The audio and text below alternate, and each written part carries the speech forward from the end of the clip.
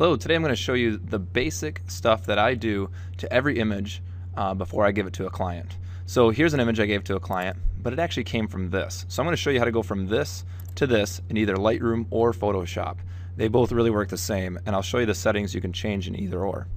So let's start with the image in Photoshop. So here it is. I'm going to actually close it out first though and open it. And the reason I'm doing that is I want to open it in RAW mode. So I'm going to find the image. Here it is. Open it up, and this is the way it looked like in the camera. At the time I took the picture and I didn't really realize it was so underexposed, but because I recorded in RAW mode that I'm able to change it and it'll still look great. So first thing I'm going to do, which I do with all my pictures first, is change the exposure. So I'm going to bump this up to where I think it should be. Alright, now I don't want to go too high because then you just blow things out. That's when whites get so white that you can't see any details in them. So make sure you don't go too crazy with that. So I'm going to bring it back to around 2. I tend to overexpose my stuff a little bit, so like right there is where I would want it. Okay. Next thing I'm going to do is temperature. That's basically making things look more blue or warmer and orange. I tend to like things a little bit warmer than most, so somewhere in there looks just fine to me. You can also mess with tint. If it seems too green or purple, you can change that as well, but really the way it was just fine with me. Now you can do auto and see what it comes up with, but to me that's not even close. So you want to change it to custom and change it the way you would want it. Okay. Alright, that looks pretty good. Maybe a little more exposed. I'm going to jump over here right now. I only care about some things in the picture because I'm going to crop it differently. So I'm going to go up to my crop tool right up here, or you can press C, and I'm going to scroll this down. Now when I do this, I'm going to hold on Shift though, so that way my aspect ratio stays the same as I do it. But I'm going to crop it something like this. I'm trying to use the rule of thirds here. Focus point should be here, more empty room over here. And I can chop the head off just a little bit. That's okay to do. Just don't want to chop the chin. Okay. That looks pretty good, and if I just hit enter, it'll show me it like that. Maybe that was too much. I can go back to crop though and just kind of move this over a bit. There, that's perfect. Love it. Okay, I'm gonna go back to my basic settings over here. Now the highlights are a little bright over here, so I'm gonna bring some of those highlights down, and you can just kind of look at the white areas and see what that's doing. I'm going to bring my highlights down. I'm also going to bring my shadows. She's brunette. She doesn't have gray hair, so I'm going to bring some of those shadows down a little bit. And this will make it more contrasty without actually changing the contrast. Whites, you know, I'm going to leave those up. You can bring them down. You just want to really always pay attention to skin tones. As long as you get that right, the client's not going to care as much. That's where they focus on. I can bring down blacks. You can see basically the hair and the eyes get really dark, but I don't want to bring our eyes down too much. So I'm going to bring down blacks some, but I don't want to go crazy with this. So that looks pretty good. We'll fix the eyes in a little bit. Clarity. What this does is basically creates contrast between colors, and it makes things look sharper. Like I can see individual hairs and things like that. But the downside is it's not very flattering against skin. So what you'll want to do is probably take this down if it's an up-close picture. And I'll show you how to use clarity in a different way though in a minute. Alright, vibrance, basically how colorful do you want it to be? Do you want it really vibrant? This looks cool in a way, but the skin again is too colorful. They'll not like that. They get to look fake. So you could turn up vibrance a little bit. And it really depends on your subject. If they have a lot of acne or something like that, you're not going to want to do it as much.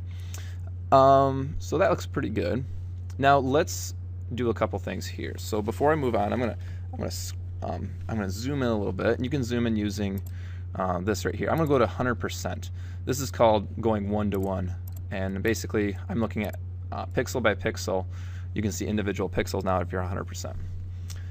Okay, I'm gonna start using my adjustment brush, and basically I can do some of those same effects with using just this brush. So one thing I want to show you is maybe how to get the eyes to brighten up a little bit since we turned them down some. So I'm going to turn up the clarity, alright, and I'm going to turn up saturation, and I'm also going to turn up exposure a little bit. And I can just kind of color around the eyes here, alright, and it just makes them a little more punchy. Now you probably don't see a huge difference. If I turn up the exposure, you'll see it though. So you don't want to go crazy with it, but if you just want to kind of get it to where you want, she has these hazel eyes, so maybe I'd turn up the saturation a little more to show that. And again, like you can see that, so that looks pretty good right there. Yeah, I like that. Okay, so to get out of this mode right here, I can just click back on the hand or zoom out. And maybe that's a little too much. So if I'm like, you know what, that's a little creepy. So I could click on this and then maybe back down the, you just want to click on it right there first, and maybe back down that exposure just a bit. So somewhere right in there looks just fine though. All right, next thing I want to do is actually increase the clarity for the hair. That's a great place to do more clarity, is not on the skin. So I'm going to go back to that brush there, and I'm going to change this stuff. So you can see when I change this stuff now, it's not changing the last one. I'm on new, so it's gonna be a separate brush. So I'm not going to change the exposure necessarily, but I do want to pump up my clarity and not change the saturation for this, what I'm about to do. So I can change my brush size. It's kind of small right now, but I can just up this a little ways, and that looks pretty good. Now if you watch the hair, basically I'm adding clarity to the hair. It really makes the hair really stand out, a little more punchy and stuff like that.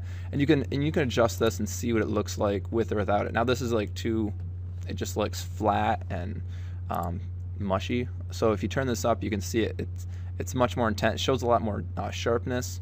So somewhere like that looks good. You can also do it like in the arms and stuff like that, or other details in the background. But this really isn't the photo for it, so we're not going to mess with it any more than that. Okay, good. We're done with our brushes. So now I'm going to go back to the hand here so I can get back to my basic stuff. I'm good here. So the next thing I'm going to look at is sharpening. So if I go to 100%, I want to get nice and close so I can see it.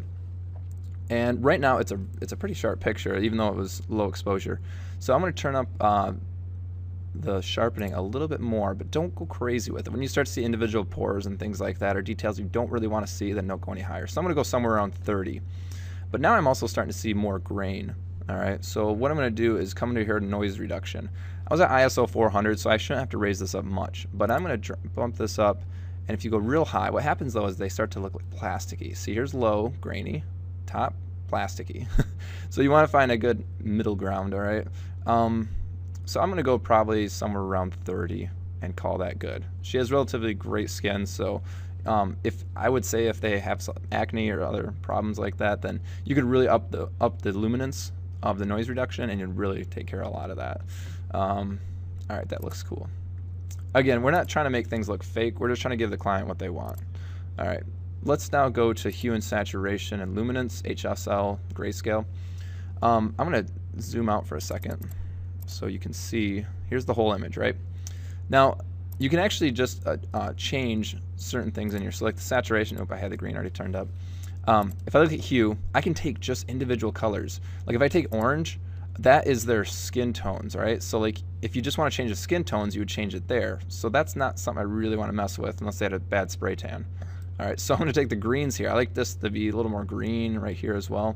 So I'm going to up the green some, and you can see how much greener it gets compared to yellow. So I'm taking the yellow, turning it more green. I can also go to the saturation of green. I can turn it up to there. And I can also go to luminance and make the greens darker or brighter. Okay, so you can kind of mess with that, get whatever feel you would like. I like the green against the fleshy red skin, so that looks good. All right, and last thing I'm going to show you is vignetting. To make it really pop, I really like to turn up vignetting. That's a personal thing. You can go white, but that's kind of 80s. So I would drop this down, and you don't want to go crazy with it. It's really dark on her shoulder right here, but you know, somewhere around like -20 something, it looks pretty good. So without, it's without, and that's with. And it really just makes the subject stand out from the background a little more. I do this with almost all my photos. It's just a personal preference. You don't have to do it. Okay, looks pretty good. So now I'm going to go to Open Image. And now once it's in Photoshop, you could do this in Lightroom using the spot removal tool. And I could have done it just a second as well in raw mode that I was just in. But I'm going to do it right here instead. So here's the spot healing brush. And what I can do with that is I can go in here and just basically grab any hair that isn't there. Again, we're not trying to make it look fat or like trying to make someone look skinny and they're not. We're just trying to, you know, fix little things that they wouldn't want in the photo. So just kind of grab some of that stuff. That looks good. Basically, I'm going to take these hairs, though, the ones that are just really noticeable. You're not going to chase every hair. You'll go nuts, and it'll end up looking kind of fake and stuff like that. So just don't worry too much about it. Just try to get all the little hairs out. That looks good. I'm not even going to mess with these. I think they look just fine. Sometimes you see like little hairs show up, though, and you can just kind of go over it twice if you need to. Just be careful that it's not creating lines on their face, but that looks pretty good there. And if you notice like a little imperfection, I don't know if this is a mole or not, but you can kind of just take those little areas up too. You don't want to actually take, if you know it's a mole, don't remove it. That's part of them. I wouldn't suggest that. Okay. All right, so I can zoom out, and there's the final image. If I want to say this is a JPEG, I'm just going to do save as and then drop this down to JPEG. So looks pretty good. And in the next video, if you'd like to see, I'm going to work on creating punchy sports photos. So check that out if you want to see how to make things look really pop. All right. Hope you enjoyed it. Thank you.